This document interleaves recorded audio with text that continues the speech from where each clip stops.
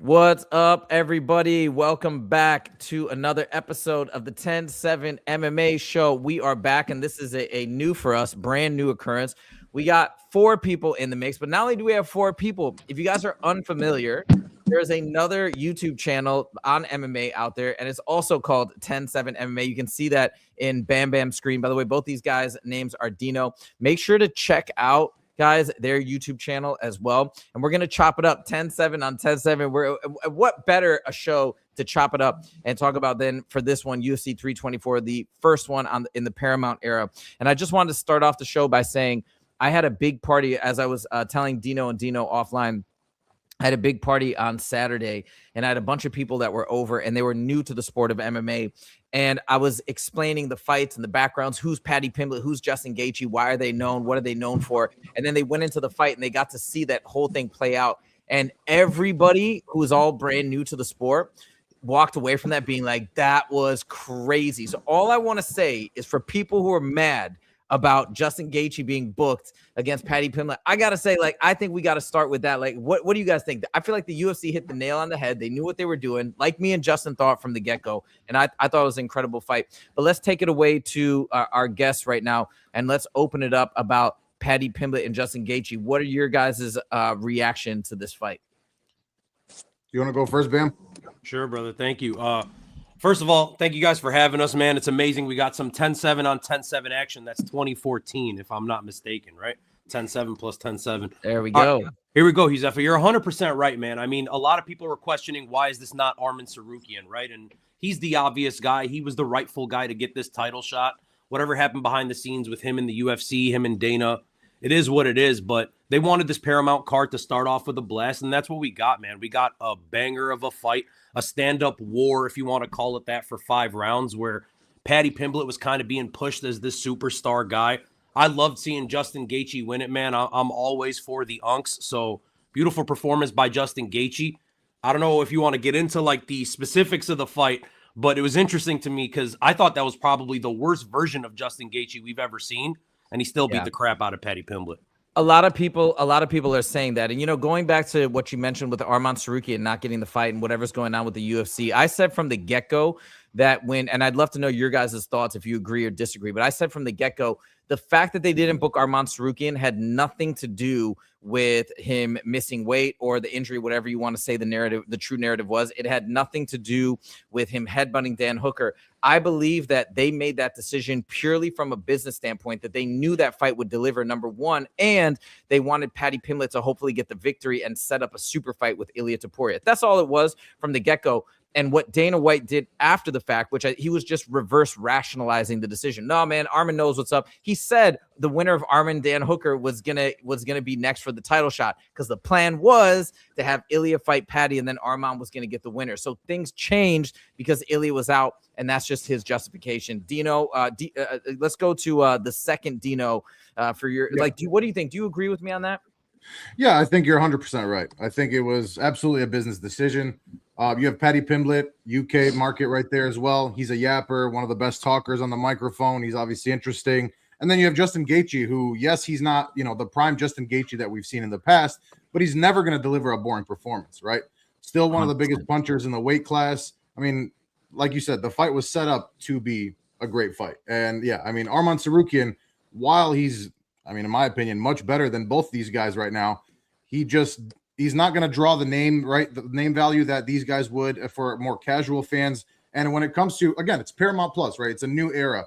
The casuals, what do they want to see, right? They want to see fireworks. They want to see 2 guys just going toe-to-toe, absolutely swinging.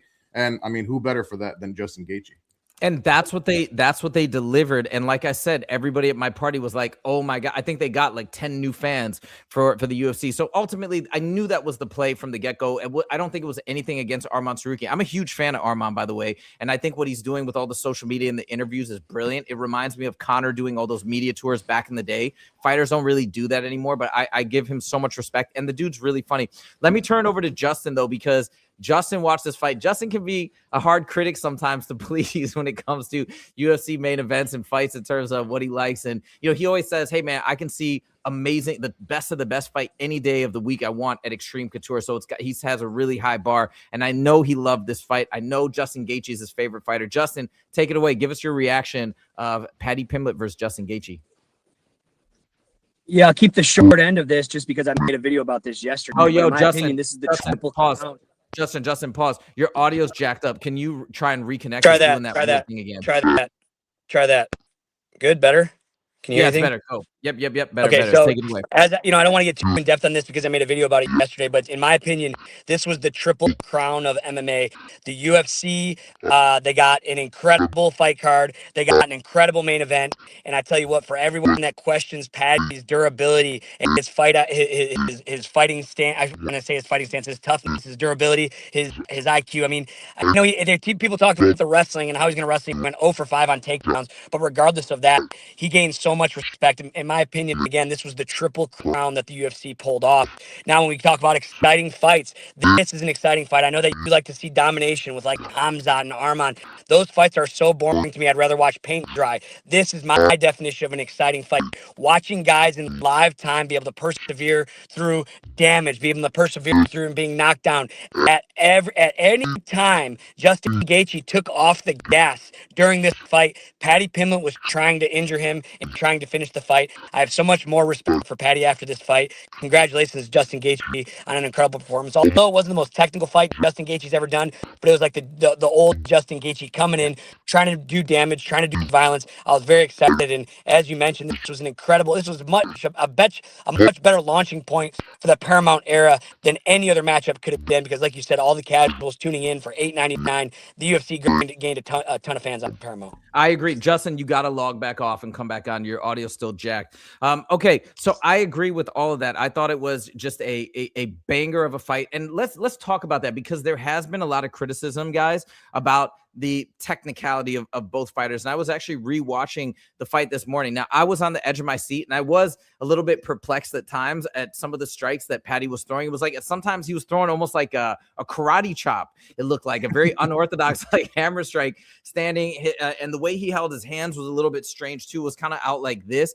But I can't be too much of a hater. I mean, the guy was undefeated in the UFC until he lost to Justin Gaethje. So obviously things are working. But let's go to Dino in the bottom. Dino, like, what was your takeaway and reaction in terms of just the skill and the technique that was on display?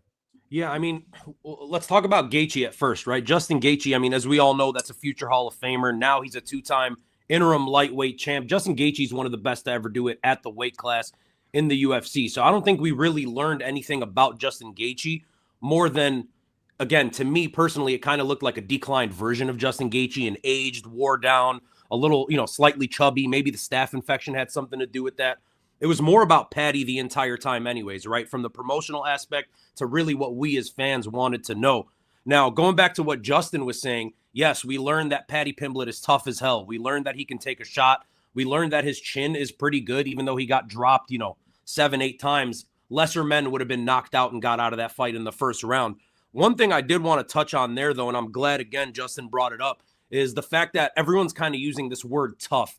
Again, I'm not a MMA fighter. Justin, you were in the UFC, so you know more than we do about this, but I feel like calling someone tough is sort of like an insult. It can be taken that way, right? Where it's like, what did we get out of this fight? Well, we learned you're tough as hell. You got to be tough to get here anyways. So I feel like it's kind of nitpicky maybe on my part, but I felt like Paddy Pimblett showed that, yes, he has the toughness. Yes, he has the durability. He's a big, strong kid. But I don't know if skill-wise he belongs there with Max Holloway, Charles Oliveira, Ilia Topuria, Arman Tsarukyan. I think a fight with any of those guys goes similarly, if not worse, than what we just saw on Saturday. Justin, I'd love to hear your response to that. What do you think? Does he belong in the top 5 or in those same sentences as Justin Gaethje and Oliveira?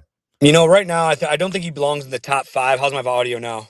It's perfect. Perfect. Yes. Okay, cool. Yeah, so I don't think he belongs in the top 5. When I was looking through it, making the video yesterday, I think Dan Hooker's the fight to make. I still think that, he has some bad tendencies. That video I sent you about when he throws kicks, how his hands are down and how he takes damage in his fights. But, the things that he showed can't be taught. Technique can be taught, whether it's wrestling, grappling, striking, getting his hands up, this or that. But toughness and durability cannot be taught. You see plenty of great fighters go in there and they take up ass whooping. As I went through, there are all these great fighters that, look at Ronda Rousey, took such a bad ass whooping, she never came back. Gray Maynard, Anderson Silva, they never were the same fighter again. Now, the next couple fights of Paddy Pimblett are really going to tell a lot. But anything that he's doing hole-wise, when I say he has holes, that those can be fixed. Knowing my biggest question was going to be his durability. And I tell you what, his durability held up. I don't think he's a top 5 fighter yet, but that's why they gave him such a jump in competition. When you look at guys that he's fought, Michael Chandler, 2-6, 0-6 at the time, Tony Ferguson before he took his 7th loss. Like those were step-up fights, no doubt, but this was a true step-up fight to see if he'd belonged in the top 5. All right, he was exposed. Obviously, I don't think he can hang with Oliveira. I don't think with Max Holloway, but I still think he's a top 10 guy. I think matching him up with Dan Hooker next is the right move for the UFC, and it's going to give him enough time to do a whole nother fight camp, recover from this, have a beatable opponent, and then, take a top 5 guy after that. Speaking of that, Tehran actually chimed in and said, yep, Paddy should fight Gamrot or Hooker if he loses to BSD. But yeah, I 100% agree. I think Hooker would be a great fight, and that's somewhere where Paddy could have a little bit of an advantage in the ground game. Justin, just out of curiosity, one thing that I have a question about in terms of Paddy's technique, some of his tendencies, some of the difficulties that he's having in terms of maybe like keeping his head up or some of the unorthodox strikes. Do you think, because Paddy's very proud of his gym in Liverpool and he trains with local guys and he's just kind of out there doing his thing, do you think that it's time for Paddy, or would you recommend Paddy travels to Extreme Couture, travels to some other gyms that are big gyms and get some other looks? Or do you think that's not the right play?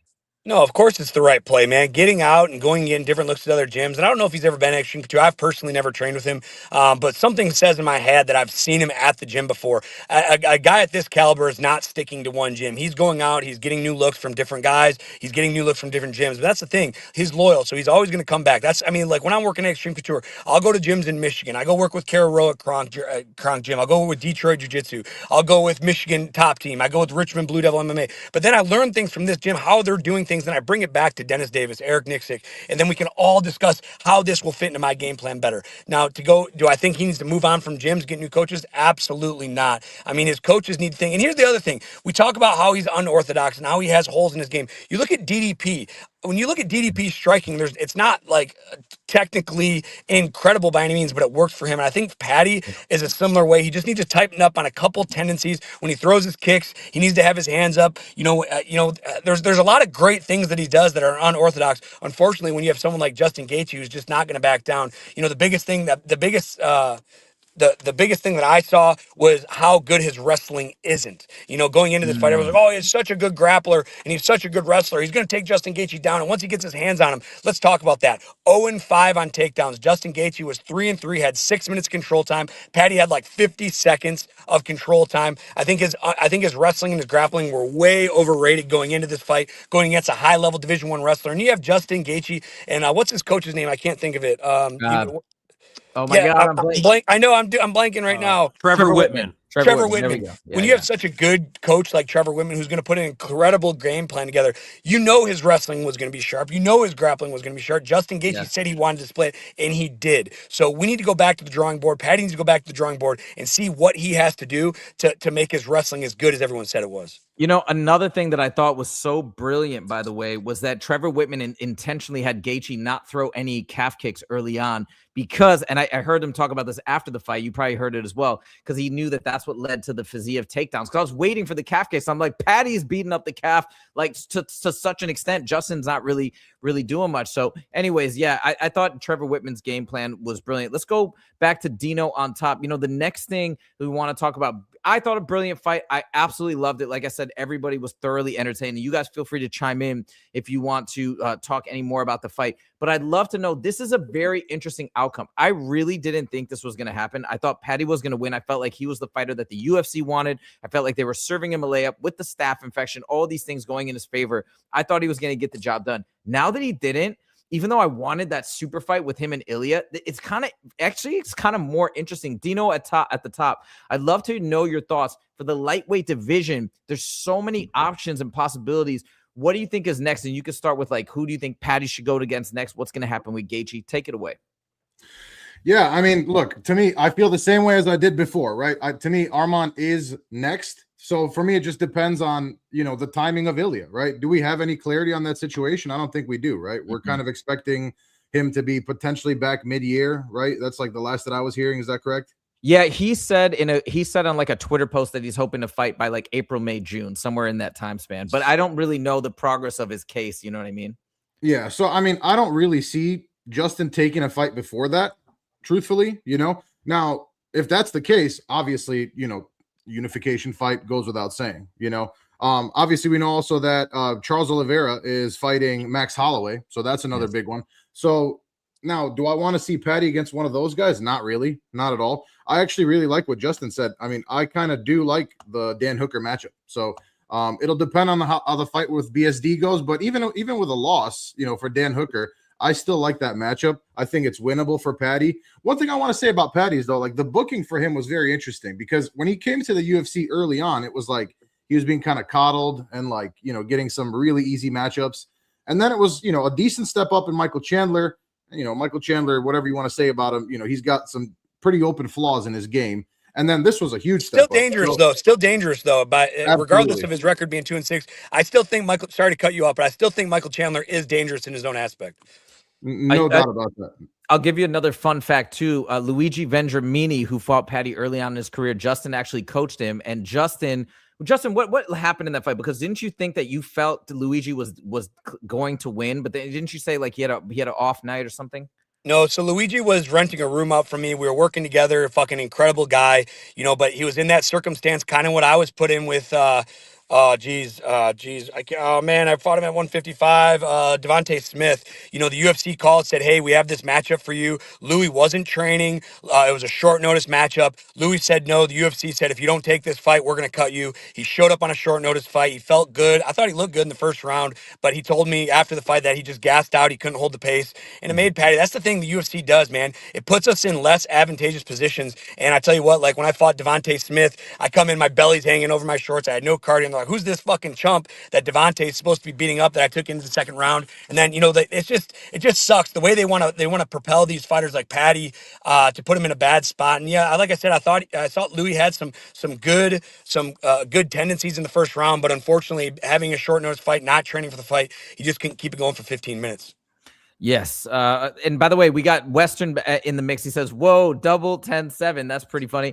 And I gotta highlight a comment from Tehran right now, guys. I want to get your reaction. So Tehran is very, very knowledgeable about the sport. He actually lets us know a lot of times of announcements and new things in the UFC that are happening that we're unaware of. So he's one of our, a guy that shows up every week. We really appreciate his participation. He's got a hot take here. Oh, wait. He says, I'm confident in Gaethje beating Topuria and messing up the UFC plans all over again. Like, that's a hot take because everybody else that I've heard who have way better technical analysis than me in terms of matching up fights and breaking down matchups and whatnot, everybody I've heard has been saying Ilya Topuria is licking his lips, looking at those who feeling like those are both very winnable fights, beatable opponents. Let's go to Dino at the bottom. Dino, what do you think about Tehran's take? Like I said, Tehran is very knowledgeable, so I do want to give him that credit. But yeah, what do you think this would look like with Gaethje versus Topuria? Shout out to Ron Brown. He actually comes to our chat all the time and shows us love as well. And he always lets us know he came from the other 10-7. So shout out to Ron Brown. While I love and appreciate you for all that you do for both 10-7s, you're out of your mind, brother. That's not happening. I was watching that fight, and I'll be honest with you, I was like halfway through the fight when Paddy was getting that comeback. I was like, maybe he's going to win this fight. Maybe he finishes Justin Gaethje.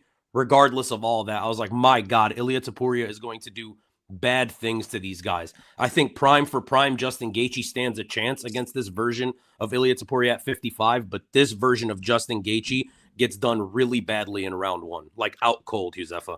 Yeah, this is what most people have been saying and predicting, that he's just going to come in, and because of Topuria's accuracy, his power, all of the above, and not to mention he's tremendous on the ground as well, but because of that, he's just going to get that clean KO. Dino at the top, do you feel similarly? Do you feel it's kind of going to be a pretty easy night for Topuria against Gaethje?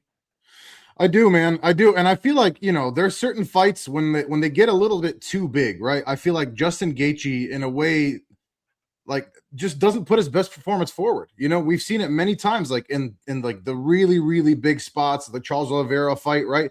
There's always a moment where, he just looks to be overmatched, which is crazy to say with the experience that he has and, all that he's done for the sport and his fighting style and all that. I just don't see it, man. I just think that if anybody's going to gas out, it's going to be Gaethje. I know he's going to keep swinging and all that good stuff. I just don't see it, man. I think on the ground, Topuria is clearly better. Obviously, power for power, Gaethje probably wins there, but I don't see many other places where he's got the advantage.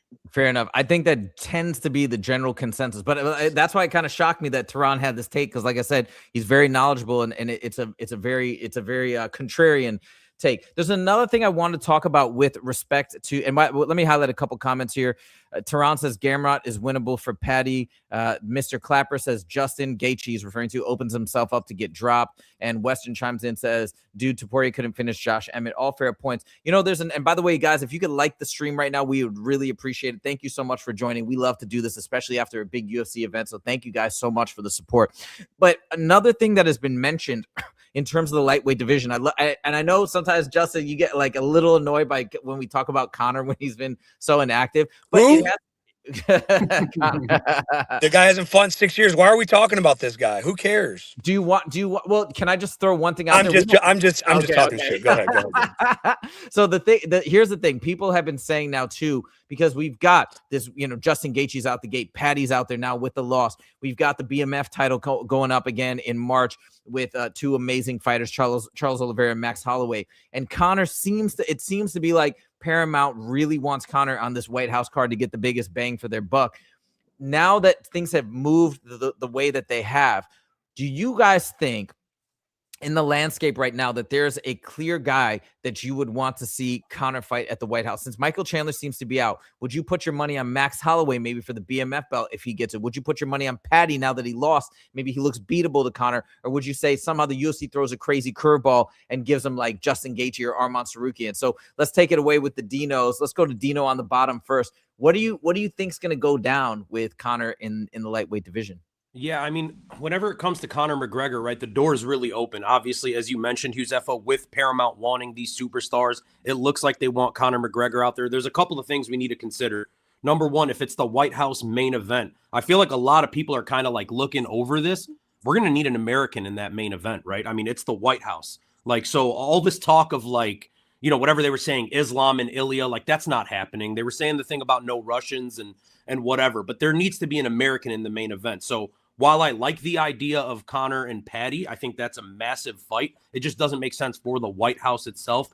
I don't mind Conor Gaethje, but does he deserve a title shot? Even though it is the interim title, I think it's Nate Diaz at the end of the day. I think they went away with Chandler and they're just going to do Nate Diaz, the trilogy fight. It makes sense. It brings back all the old fans. The casuals know both of these guys' names really well. That card sells like crazy. Not that they're selling anymore, but Nate Diaz is the answer for me. Is that the main event though then?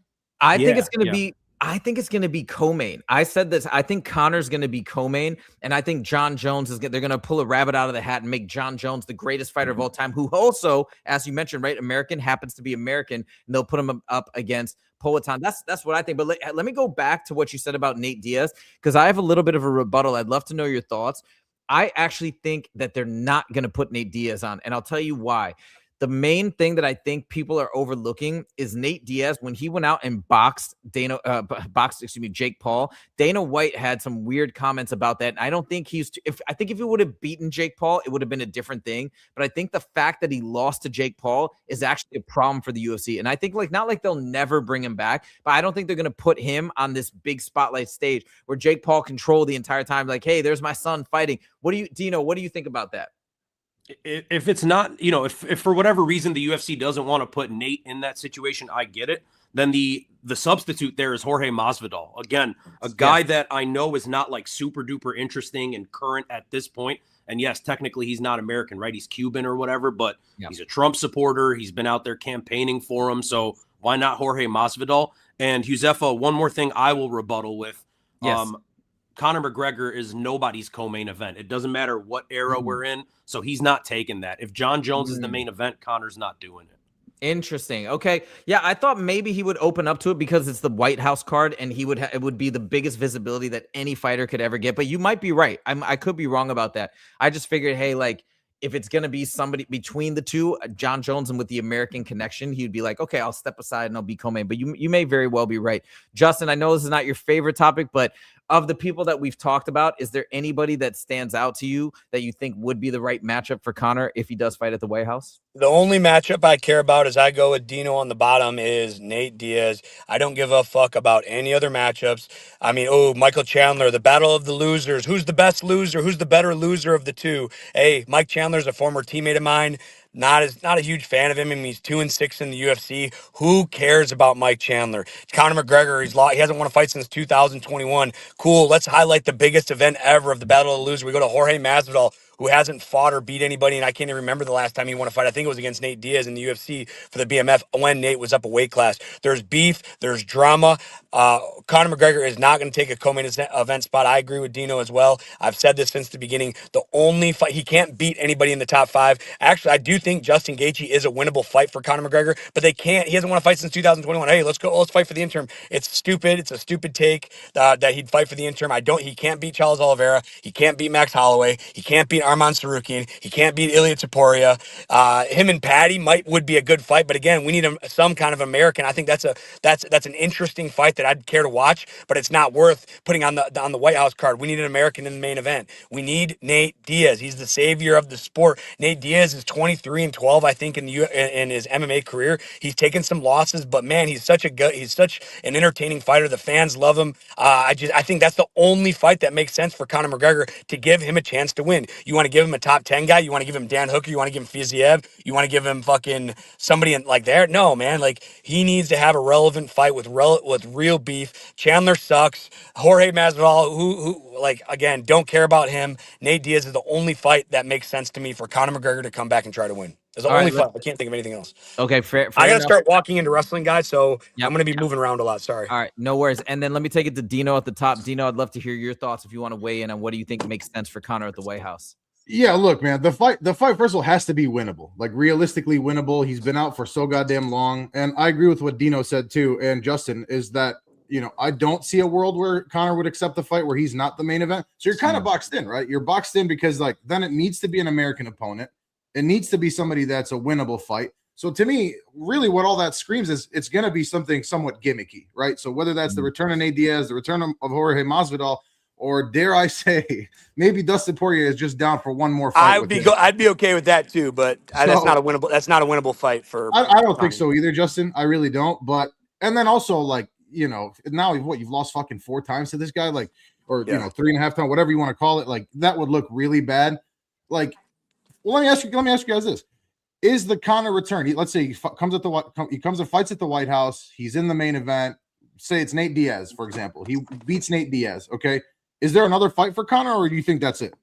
Oh, I think he's going to fight again because I've actually talked about this multiple times. I think when he was fighting Chandler, he said multiple times he's got 2 fights left on his deal. So I think he signed a new contract. And the way that UFC contracts work in terms of the tolling period of the 5-year sunset clause, they modified it. So now the sunset clause doesn't activate on the signage of the contract. It activates once you step in there for the first fight of the 2 fights or 3 fights or whatever you have on your contract. So that 5-year clock is going to start ticking, let's say on June 14th. So I think he's definitely going to have one more fight. Now, who that will be against, I don't know. If he gets a crazy victory, I wouldn't be shocked if he fights at welterweight, especially that he somehow gets some weird shot against Islam. I'm not saying it's like the highest probability, but I wouldn't be totally surprised if he gets like an emphatic win and somehow goes in there. But that's what I think. Yeah, I think he's going to get 2 fights. And I think the last fight, they're probably going to make it a difficult fight for him. So he goes out on a loss. What do you guys think? What do you think, Dino, at the bottom? I hate that, Huzefa. And I'll tell you why, man. Look, we were there. We were at UFC 264, me and DS here. That was July of 2021. And then the second that the leg break happened, we were walking out of there. We didn't even get to really see your wife is in me DMs. We were already out of T-Mobile Arena. That moment, like right when it happened, we looked at each other and I was like, he's never fighting again. And DS was like, yeah, I don't think he is. Look, if Conor McGregor comes back, it's huge for the sport. I'd be happy to see him back. I'm a Conor fan. I'd like to see him win. Ultimately, that'd be great. Him and Islam Makhachev is a disaster. Islam is potentially better than Khabib, and this is Conor well removed from his prime. And Islam did not forget. Like, Islam did not forget what, all the shit that he talked and all that. He's going to murder him. So, sorry, what was you? I missed that last part. You said Islam's going to hurt him? I said, I mean, just going off what Dino said, like, Islam, like, there's actual real life beef there. Like, don't think that Islam forgot that, all the shit with the tour bus and all the shit that he talked. And whether that was Conor just selling fights or, whatever, like, you have to understand culturally, like, they don't take well to that kind of thing, right? So, there's, like, I think you might actually see him get murdered. Like, like, so I don't think that's a safe thing to do for Conor. And I mean, I don't know. Like, what are you really getting out of that? It doesn't prove anything for Islam. And I don't know if there's going to be a second fight, and if he wins emphatically in his first fight, let's say he fights Nate Diaz, knocks him out, then give him Gaethje. Like, I'm assuming that Gaethje at that point is not champion, for the record. So, that I could see. I think it would be a fun fight. That's one I've always wanted to see. But yeah, the Islam Makhachev, I think that would just be embarrassing. And by the way, I think that is probably a low probability. I'm just saying it's a possibility with Conor because you never know. But I would love Justin Gaethje versus Conor McGregor. Let me read through some comments real quick, and then we can move on to the next topic. So Tehran says, McGregor. This is, again, fun fact from Tehran. He says McGregor was actually offered to fight Gaethje at the White House. That's crazy. And I wonder if he turned it down, or maybe Gaethje turned it down. But that's really interesting. Western agrees with Justin. Literally can't be anything but Nate versus Conor. Western says Dana won't trust Jones with the White House card. I wonder about that because I've seen Paramount ads with John Jones. So I believe Paramount probably would like John Jones, big stars. So I don't know how much say they'll have in this whole equation, but I'm not going to put it. I also wonder if Dana White's doing that a little bit for show, just to let other fighters know through that forum, like, hey, you can't mess around, you can't be unreliable, etc. But I think ultimately he would waver and bend if the president and Paramount and the powers that be really push for John Jones. Tehran says John Jones and Conor would never share the interesting. Okay, so you're in agreement with Dino, and Dino basically saying, like, hey, they both want to be main events. So that's interesting because I guess I thought maybe just because it's such a historic event, one of them would bend the knee a little bit and be like, all right, this is cool, but you guys very well could be correct on that. McGregor would never. Yep, Tehran's in agreement. McGregor would never be a co-main. Jorge is an American. He was born in Miami, Florida. His parents just come from Cuba. Okay, cool. And then Western says, yeah, Conor versus Masvidal. I like that fight. I personally like Conor versus Masvidal. It's going to be a striker's delay. I'm down. So you don't have to sell me. I'm into it. And then MGal4 Production says, wow, Gaethje smashed Paddy. Yes, he did. Justin won some money. If you want to talk about that, you placed a bet on Justin Gaethje, and you got like plus 220 or something, right? I think you're muted. Yep, I got it. I got plus 210 right there at the buzzer beater.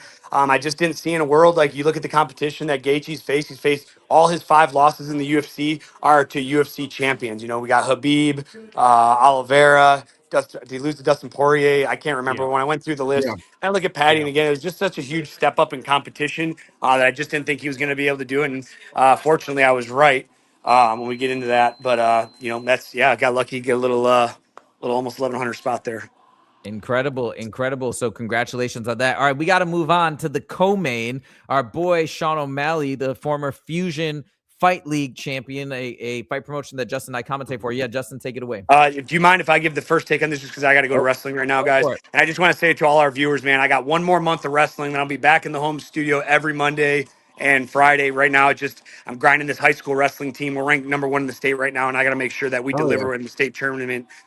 We have regionals next weekend, and then we have states the following weekend after that. It's very important. This school has never won a conference championship, a regional championship, or especially a state championship. So it's my first year as the head coach. I've been putting so much time into this team, and I just need to make sure that these guys are ready for the next couple weeks. But just to ensure there'll be less moving around, I'll be back in my home studio with my good mic, with my good camera. I just want to appreciate all the viewers bearing with me through these last 3 months of having to do every show in my car, on the road, walking around. It fucking sucks. I hate doing it, but unfortunately, my dedication is to these kids right now. So I'm going to get into this right now. I'm a huge Sean O'Malley fan. Sean, I have so much respect for the superstar he is. Every time him or Tim Welch sees me and Huzefa or sees my son, they go out of their way. We don't have a 30-minute conversation, but they make sure to go out of their way, come say hi, see how we're doing, and move on. And when you have a superstar like Sean O'Malley, Randy Couture, like last week I had a wrestling match at my high school. Randy Couture came as my guest. Chris Kale, man, just to see these superstars with how high level they are, it's, man, you just got to love these guys. But to get into this matchup, I'll be honest, man, being unbiased to being buddies with Sean, I thought that he lost the fight. I thought Yadong won the first round. I thought he won the second round. Sean looked like the Sean of old. In the third round, he looked great, but I just didn't think we got to score these fights round by round. And unfortunately, I didn't think Sean O'Malley won this fight. Fat, that's exactly what I wanted to ask you, because I kind of thought so too, but I'm not the best at scoring fights. So I thought maybe I missed something. And I heard a lot of people say they scored round 1 for O'Malley. So I guess maybe I missed something. Guys, let's go Dino at the bottom. How did you score this fight? Yeah, appreciate you, Justin. Thanks for hopping on with us, man. We got to do that win cup video, all right? Just remember count on it. I'm off work at 7 tonight. I'll be home about 8 o'clock. I'd be more than happy to do it tonight. Okay, well, text me about it. Okay, cool. Appreciate you, brother. No Huzefa, how I scored this fight, man. I'm out. I'm sorry, guys. I'm out of here, guys. I gotta go. All right, thank you, Justin. Thanks, appreciate you guys. Take it easy. Take care. Huzefa, I disagree with Justin, man. Look, I scored the fight for O'Malley. To me, it was 1 and 3. 3 was clear. 2 was clear, right? 2 was for Song Yadong. 3 was for Sean O'Malley. Nobody's really disagreeing on that. I'm seeing a lot of takes of, I would say the majority of people are saying that it was a robbery win for Sean O'Malley. Round 1 to me was a clear Sean O'Malley round. I don't really see what people are seeing out there. He had way more volume than Song Yadong. And I haven't rewatched the fight, so excuse me if I'm wrong. But I feel like he was touching him up way more. And then the only reason that Song Yadong can get that round is because he landed that takedown right at the end, but he didn't do anything with it, right? O'Malley threatened the guillotine at that point. To me, it was an O'Malley fight, 1 and 3. I guess I get the argument for round 1 going to Song Yadong, but the real question was, and a lot of our viewers were asking me and DS why we were so confident that Sean O'Malley was going to win, because we were both on the O'Malley side. For me, that was the lock of the week because I knew it would be a close fight. And any close round is going to go to Sean O'Malley, whether that's the judges, the UFC kind of having their hands on the judges, or it's the judges being swayed by a superstar and the big moment. I just knew that any close round would go to Sean O'Malley. So whether it was wrong or right, it was going to happen. But I do think he did win round 1. Dino in the middle. What were your thoughts? Look, I agree with Bam Bam. I mean, not for nothing, not just because we run the show, our little show together or whatever, but I thought the same thing, man. And I actually did rewatch the fight. I mean, just a couple hours before we hopped on here. I thought Song Yadong had a really hard time kind of finding his distance and getting in on Sean O'Malley. I really did. And again, just going off what Justin said, yes, we need to score these fights on a per round basis, right? And what's ultimately the number one dictator of how it's scored, it should be damage, right? So to me, Sean O'Malley landed the better shots in the first round, did more damage. Not that a whole lot of damage was done, either way, really, in that first round. The third round was clear. The second round was, the third round was the most decisive round, one way or another, right? And that obviously went to Sean O'Malley, and that for sure is why he ended up getting the win, busted him open and all that stuff. We're really talking about round 1. Watching it the first time and watching it back, I thought that Sean O'Malley won it. Obviously, I did think it was close. Not a ton of action there, but yeah, I got to go with O'Malley. And we are. Yep. Sorry, man. We are Sean O'Malley fans, but we're not like the biggest Sean O'Malley fans. I'm a Marab Glazer through and through. That is absolutely, him and Yuri Prohashka are my 2 favorite fighters by far. So don't think I'm just some Sean O'Malley fanboy. And I see the comments from Kara down there. Shout out Kara saying fake superstar. And yes, it is a little manufactured. And yes, he was cherry picked. And yes, he's been match made favorably, kind of like Justin was talking about with Paddy. But at the end of the day, he won the fight for me, man. I think there's a reason that we're having this conversation with Sean O'Malley, because he's such a big name, right? And which is interesting because he doesn't do a great job talking, right? It's more like the look and the style for Sean O'Malley, but it's because the Peter Yan fight, right?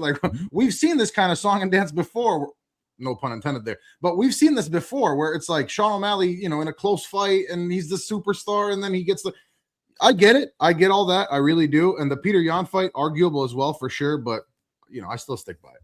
Well, it makes me happy to hear this, that you guys felt, you're trying to be unbiased and you actually felt legitimately that Sean O'Malley won. And I need to watch back that fight again too, because I think if I watch it back now with a more technical eye on round one, I'll probably have a better feel for it, because it would bum me out if it was, if so many people are disagreeing. But like I said, you guys, and I've heard a lot of other people say, no, Sean O'Malley won round one. And ultimately, I am a huge Sean O'Malley fan. I don't think he's a fake superstar. I think that's a little unfair to say. Yeah, maybe he's gotten some favorable matchups, but he had to fight Petr Yan. He had to fight Merab. I guess Merab was was coming up to be a contender, and then he also fought Aljamain Sterling, and he beat him. Okay, you could say the stoppage was tiny, maybe a bit early, but he beat him, and I think that you can't say that he's a fake superstar.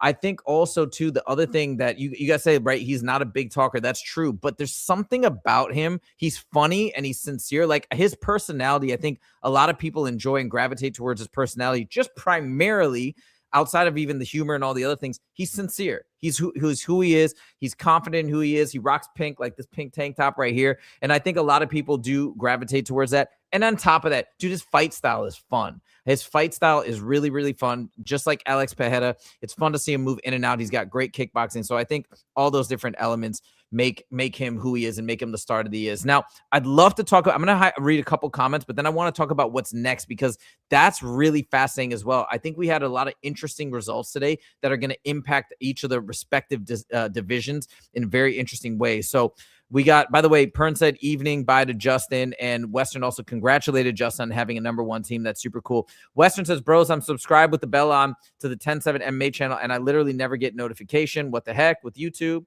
You guys have any response to that? They're just hating on us, man. They don't want to see us win, brother. All right. Well, hopefully that'll get resolved soon. Connor, Kara. Oh yeah, she said, "Oh, you thought Sean was clearly." That's interesting. I mean, I add more to that. Why do you think it was so clear? I mean, do you think round one was just because round three, I think we were all in agreement that Sean O'Malley won. So I'd love to hear your thoughts. If you could dig a little deeper as to why he so obviously lost round one. I'd love to hear it. Mr. Clapper is back. He said, I also thought Sean lost. Yeah, I mean, like I said, that was my first reaction, but I really need to go back and watch it again. I think that we can agree it wasn't a robbery, right? Mr. Clapper and Carr, can you do we at least agree that even if you felt Song Yadong should have won, it was close enough where it's clearly not a robbery? But that would be my take. Okay, let's talk about what's going on next for Sean O'Malley, because this is very, very interesting, and I have a strong opinion about this, but I'm gonna save that. Let's go to Dino on the right hand side first. Dino, what do you think is going to go down now in the bantamweight division? My favorite division in the sport, Josefa, as I mentioned, I'm a huge Merab Dvalishvili fan, man. Look, for me, it's got to be Merab next, right? We had two people with big opportunities this last weekend to kind of stake their claim to kind of jump Merab in the title picture. That was obviously Umar Nurmagomedov and Sean O'Malley. When it comes to Umar, say what you want. He dominated that fight 30-27, but it was boring, man. Just objectively a boring performance. How much of that is on Figgy? A lot of blame goes to Figgy, but it's also not Figgy's fault. Figgy doesn't care what's next for Umar, right? You're Umar Nurmagomedov. You're in control of your own destiny. You want the title shot. Go out and get it, man. If you're that much bigger, that much stronger, that much better than you showed than you were than Davis and Figueiredo, go out there and get a finish, man. Beat the hell out of him.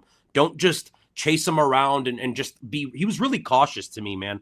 Like there was a lot of opportunity there to just go for it, and he never went for it. He just wanted to secure the win. So Umar, kind of disappointing in that sense. Sean O'Malley, obviously disappointing in the sense that everybody's arguing. It seems like 70% of the community doesn't think he deserves it.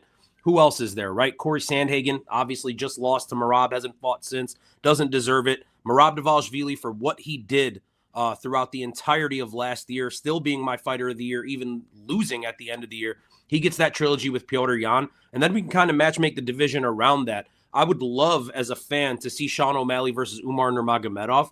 It was a fight that I wasn't interested in. It was a fight, DS, that I wasn't interested in seeing before this weekend, but Umar, to me, showed in this fight a 3-rounder. He played it really safe against the guy where there wasn't too much danger in Davis and Figueiredo. Before that, kind of looked a little sloppy versus Mario Batista. Before that, looked objectively bad in the last 3 rounds against Merab.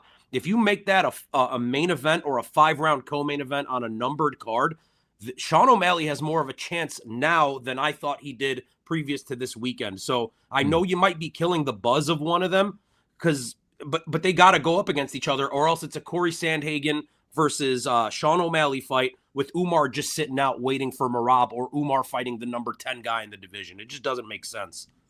Okay, very interesting, Dino. And before we go to Dino in the middle, let me just, Kara did respond, and Kara mentioned, I thought it was a robbery and Song did more damage in round one. Okay, fair take. Like I said, I'm going to rewatch. I really want to rewatch that fight later today, so I'll do that. And then maybe if you jump back on Friday, I'll give you my thoughts. It has to be Merab for the rematch, but UFC will probably not do that. I agree with Mr. Clapper. Before I chime in, let's go to Dino in the middle. What do you think is going to go down with all of the musical chairs in the bantamweight division? Well, what I think is the UFC is probably really hoping that Umar slips on like a Lego or something, like steps on a Lego, hurts himself, gets like a short-term injury so that they can throw in Sean O'Malley versus Peter Yan for a championship fight. I think the fact that this fight was so controversial, the one with Song Yadong, makes that more difficult to do. But I think ultimately that's what they would love, right? But, based off, just merit in general, I do agree with Dino, right? I think that it should be Umar versus Sean. I think personally we kind of know how that fight's going to go, and I don't necessarily want to see it. You're killing the buzz of Sean O'Malley. I wouldn't be against Sean O'Malley versus Corey Sandhagen. I know Corey's coming off a loss, but I think it gives at least Sean another chance to get another win under his belt, and I think that would be a good fight. I think that would be a fun fight. So. And we've seen Corey kind of, at times look unbelievably polished. And then sometimes he's kind of like apprehensive and, doesn't come out as the best version of himself. So I think it's winnable for Sean O'Malley. Now, again, of course, if he loses that, you're again, dimming his shine, right? So it should be Merab, like you guys said. It should be Merab next. And then Umar and Sean for the number one contender shot. I just, I don't know that I want to see that fight. So I agree with both of you guys that from a meritocracy standpoint, that makes the most sense. I don't think that's going to happen. And hear me out, and then tell me what you think of my take. If we've learned anything, I feel from 324, it's that right. Arman was sidelined again. I don't think because of any of the aforementioned reasons of the headbutt or any of that stuff. I think he was sidelined because they wanted to put on the most exciting fight. I think that is part from UFC, but also part pressure from Paramount to maximize subscribers for this initial event, for this kickoff event. I think they're going to try and quadruple down on the star power for the UFC White House card, because that is going to be the biggest event in sports possibly in ever. And I think they're going to try and capitalize and get the most subscribers to sign up for Paramount Plus during that event. As such, if we learned anything from what they did bypassing Arman, I think they're going to skip Merab. I really do. I think it's going to be Sean O'Malley versus Piotr Yan. And I think they're also going to try and justify whether it's right or wrong by the fact that, what's it called? Sean O'Malley beat him the first time. Sean O'Malley can beat him again. We're going to put him up, and we're going to see if Piotr Yan can get this one done. Now he's going to have to face the guy who took him down, whatever. And they're going to pitch it like that. I've heard also people saying that they might set up a rematch between Merab and Umar. And I know that might not seem fair, and I totally get that, but I would say I would actually love to see that rematch, me personally, because I believe Umar actually hurt his hand in that fight, and that's why his performance suffered, like you said, in those last 3 rounds. I think I know Justin hates it when I bring up the injuries as like excuses, but I think if it's true, it's true. So anyways, that's what I think is going to go down. I think they're going to try everything in their power to get Sean O'Malley versus Piotr Yan. What do you guys think? Here's what I think, Josefa. I mean, look, when it comes to the UFC, I can totally see them making Sean O'Malley versus Peter Yan. It's a definite possibility. It might be the probability, right? But we've had Merab, we've had Piotr Yan both come out and say that this fight has already been offered, that it's like basically agreed upon. They're just finding a date in the early summer or whatever. So they've both said that. Now, I know things can turn, right? You mentioned the Arman Tsarukyan situation. I think they view Arman Tsarukyan differently than they do Merab. At this point, like they didn't like Merab at the beginning. They definitely didn't when Aljo was champion. They didn't even like Merab at the beginning of his title reign. But I think Dana kind of warmed up to the idea of a Merab Dvalishvili towards the end of the year. One more thing I'll tell you that kind of throws a wrench in that whole situation. If they do Sean O'Malley versus Piotr Yan, great, do your thing. Merab is not going to take a fight against Umar for just the hell of it. He's not taking a contender fight versus Umar. He doesn't need to do that. There's no reason. It's zero reward for super high risk. Merab just wouldn't sign that fight. He didn't want to fight Umar when he was defending his belt. He doesn't want to fight Umar now as a contender. He has a rightful claim to get his title shot. Merab would just sit out at that point. And then again, what are we doing with Umar at that point? Who does he fight? Cheeto Vera? Montel Jackson? Like, what is the point of having Umar Nurmagomedov fight those guys? The only fight that makes sense from a meritocracy standpoint for Umar at this point is Sean O'Malley. He already has a win over Corey Sandhagen. He is not getting to fight Peter Yan yet, it looks like. And the Merab rematch just doesn't make sense without a belt attached to it, man. Okay, well, I just want to if you don't mind. Sorry, who's that? I just want to say, so are we getting to a point where? Because man, look, like if Sean O'Malley doesn't get the title shot, right? Which I'm not saying he should. I'm not saying he should. Don't take that away from this. But isn't he kind of like done then? Like, isn't he kind of like just floating around then? Like I don't think you'll ever see him win a title again at that point. Like Peter Yan, well. Maybe that's saying too much, too definitive, but I think it's going to be really difficult. I think maybe it's time to accept Sean O'Malley more as like a late career Nate Diaz, where it's like every fight's going to be fun. He's always got some, the potential, he's a sniper. He can knock him out. But I mean, to really be at the top of this division, I don't know, man. I think it's going to be tough to stick around there, honestly. I think it'll also be interesting later in his career, depending on how long he sticks around, if he does move up to featherweight. I'd be very, very curious to see, given how tall he is and whatnot, and if he filled out, how that would affect his fighting. We got a couple of comments, and then we're going to move on to the next topic. Tehran says, whoops, I missed it. Sorry. Tehran says, I believe Yan beats O'Malley this time. I mean, he looks so good in that last fight. Yeah, I think that's going to be a really tough fight for Sean O'Malley. Prince says Yan is really good at one point. I thought no one could beat him. Yeah, he looked unbeatable against Merab. And by the way, if you guys could like the stream right now, we'd really appreciate it. Thank you, everybody, for joining along. This is super fun to have guests on today. 10-7 on 10-7, super cool. Prince says, but they all are. That's a Shark Tank. Oh, Tehran says, sorry. They also skip over Mavzar and Lerone Murphy again if Lopez loses to Volk. You think? No way. For sure. You guys think so? I think so for sure. Yeah. Wait, that'd be crazy. I guess it could happen, but that'd be crazy, man. I don't know. You guys might be right. You might be right. It's strange. Okay, and then they are all. That's a Shark Tank, and then I want O'Malley to move up. Tehran says, yeah, I'd be down for that. I just want to see. I think O'Malley. We're at a natural place for that to happen now, or like or if not right now, like we're getting there. Like one more big loss. Yeah. Yeah, especially after a controversial win, another loss coming up so close to his other loss. Yeah, I mean, I think we're getting there. Okay, guys, we got to move on. And we're having such a fun conversation. I unfortunately have a hard stop at 2:30, and we've only gone through 3 topics, but like this stuff is so much fun to talk about. But let's get into Salsa Boy smashing Derrick Lewis. This was a fight that I was super excited for. I was I was hyping it up a lot to everybody at my party. And I was like, it really started slower than I thought. I was like, guys, first round KO is coming. It didn't exactly happen the way that I expected, but a great finish by Salsa Boy at the end. But I know a lot of people have been critical of Derrick Lewis's performance. Let's go to Dino in the middle. Dino, take it away. What did you make of this fight and the result? Yeah, I mean, look, Derrick Lewis at this point is 40 years old, right? And we've seen him do some interesting things lately. I think we're very much in the Derrick Lewis just get a paycheck era, right? I don't think he's out here, I think he's going out there and look, he always has talk about a puncher's chance. He is the puncher, right? Like he is the epitome of that. So he's a great on the mic too. I think he's kind of a placeholder or, like a test for heavyweights coming up. But to me, man, if you are like he had no output there. The first round it wasn't even close. Not that anybody did a lot of damage, but yeah, I mean, Salsa Boy just kind of picked at him. Derrick Lewis didn't look like he even wanted to be there. Salsa Boy champion 2026. I don't know. I love it. I'm such a fan of Salsa Boy with the pirate and all that stuff and the eye poke and the fight. The whole thing is like it's the craziest story. Dino on the right. What were your thoughts of this fight? Yeah, I'll keep it short and sweet, Huzefa. There's not too much to take out of it, man. We already knew that when shit gets tough, Derrick Lewis tends to quit often, and that's what we saw. It was just a guy that he couldn't.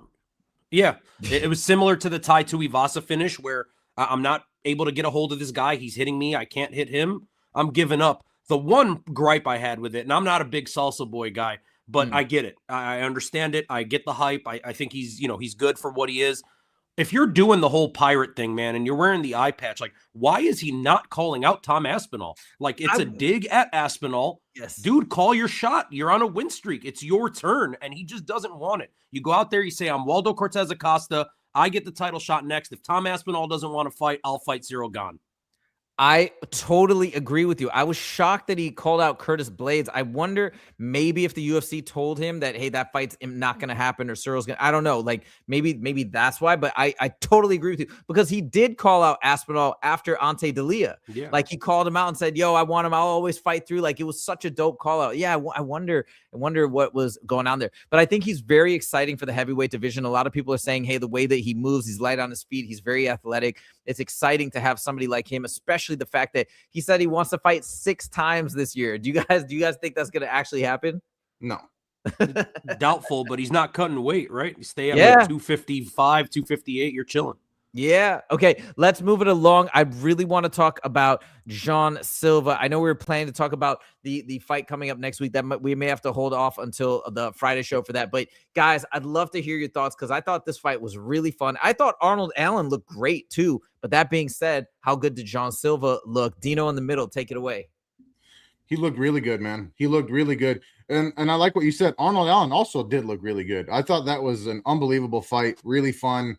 I think just the power difference was just too evident there, right? Like every single time that Jean Silva landed, it was just stiff, man. Like did real damage. And Arnold Allen, very good, and landed some really nice shots in the first round, especially was kind of sniping them, good straight 1-2s and all that good stuff. It's just the power difference. And also, Jean Silva is like potentially better than anybody in terms of using every single limb that he has, right? You don't know what to expect. The punches, the knees, the elbows, the spinning shit. Like it's fucking insane what this guy does. So, yeah, to me, the like, how good is he really? I don't know, man. I don't know because he had a very good fight against Diego Lopez, was winning that fight. Now, can he beat Volk? I feel like personally, no. And it's going to be for the same reasons that he is so exciting, right? He's so exciting as a fighter, but when it comes to a composed technical fighter like Volk, I don't know. I think he's going to have trouble. I think he's going to overcommit to certain strikes and things like that. And like the taunting and all that stuff, getting cute. I don't know. I think he belongs at the top of this division. That's for sure.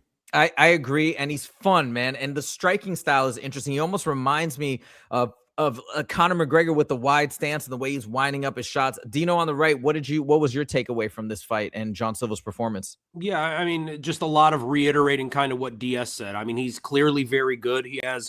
He's very dangerous, man, finishing ability at any moment in the fight. I think Diego Lopez kind of gave us the recipe to beat Jean Silva, and Arnold Allen did a pretty good job at kind of implementing that. Don't play his games, man. Like, you got to play your fight. You can't play into the whole high-fiving and laughing and dapping up with them. That's why Diego Lopez, at the beginning of the fight, when Jean Silva was doing this, Diego Lopez literally said, uno, one, and he never did it again. And that's why I like seeing Arnold Allen kind of slap his hand away and hit him when he was trying to emote. Like, if you are very technical and you're a sound defensive fighter and at the top of this division, you can beat him. But speaking of puncher's chances, man, that guy throws huge, so be careful. All right, guys, we got a couple of comments I want to read out as we close down the show. Tehran says, Derrick Lewis owns a few car washing companies in Houston, so he's making money outside of the UFC. He really doesn't need to fight anymore. Oh, interesting. I didn't know that. Lewis doesn't have to fight anymore. He just loves doing it. Pern says, that was a good fight.